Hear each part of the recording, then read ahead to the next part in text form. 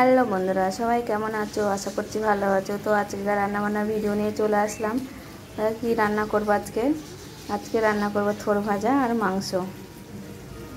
তো দেখতে থাকো। ফোড়ন দিয়ে দিলাম শুকনো লঙ্কা আর কালো জিরে ফোড়ন দিয়েছি। একটু পেঁয়াজ দেবো ফোড়ন দিয়ে, তারপর থোড় আর আলু কেটে রেখেছি দিয়ে দেবো। তো পেঁয়াজটা লাল লাল করে ভাজা হয়ে গেলে থোড়টা দিয়ে দিয়েছি। দিয়ে থোড়টা একটু লাল লাল করে থোড়টা একটু ভাজা ভাজা হবে, নুন হলুদ দেবো। তার মধ্যে একটু সর্ষে পোস্ত আর কাঁচা লঙ্কা বেটে দিয়ে নামিয়ে নেব ভাজা করে। তো দেখতে থাকো।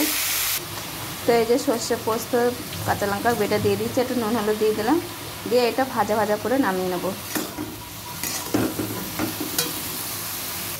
তো এই যে আমার থোড় ভাজা প্রায় হয়ে এসছে, আর একটু বাকি আছে। যে কড়াইতে মাংসের আলু ভাজার জন্য বসিয়ে দিয়েছি। মাংস রান্না করবো, যে চিকেন নিয়ে এসছে, তো আলুগুলো ভাজার জন্য দিয়ে দিয়েছি। এবার মধ্যে নুন হলুদ দিয়ে একটু লাল লাল করে মাংসটা আলুটা ভেজে নেব। তো আলু তো তেলে ভেজে তুলে নিয়েছি, তেজপাতা ফোড়ন দিয়েছি, আর গোটা কোনো মশলা দিলাম না, পেঁয়াজটা দিয়ে দিচ্ছি। পেঁয়াজটা একটু ভাজা ভাজা হোক, মশলাটা দেবো। মশলা তো মাংসের সবাই জানো।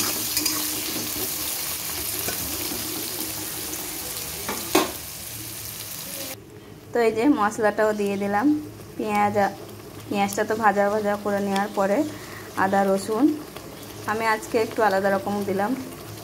একটু জিরে আর একটু গোটা গরম মশলা একারে পেস্ট করে দিয়েছি। গরম মশলার যে মশলাগুলো হয় একটু দিয়েছি পেস্ট করে, আর একসঙ্গেই দিয়েছি, পেস্ট করে নিয়েছি। দেখি কেমন লাগে। তো এই যে থোড় ভাজাটা তো আমার হয়ে গেছে। কার কার ভালো লাগে কমেন্ট করে জানিয়ে থোড় ভাজা খেতে। আমার তো খুব ভালোই লাগে থোড় ভাজা খেতে। থোড় ভাজাটা কমপ্লিট। একদিকে ভাত বসিয়েছি আর একদিকে ওই যে মাংসটা করা হচ্ছে। তো দেখো মাংসের মশলাটা তো প্রায় কষা হয়ে এসছে, তেল ছেড়ে দিয়েছে। এবারে মাংসটা দিয়ে দেবো, দিয়ে ভালো করে কষে নেব।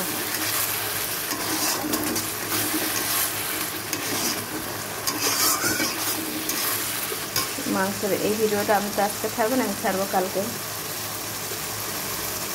কারণ আজকে আমার ভিডিও ছাড়ার টাইম পার হয়ে গেছে দুপুরে।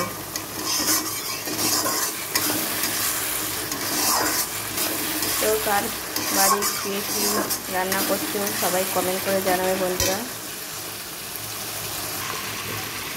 দিয়ে দিয়েছি মাংসটা, ভালো করে এবারে কষিয়ে নেব মাংসটা মশলার সাথে।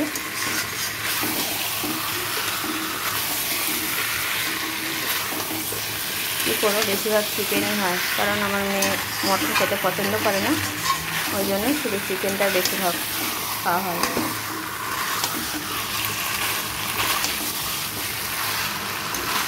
বাড়িতে বাচ্চা কাচ্চা যদি না খায় তাহলে খেতে ভালো লাগে বলো।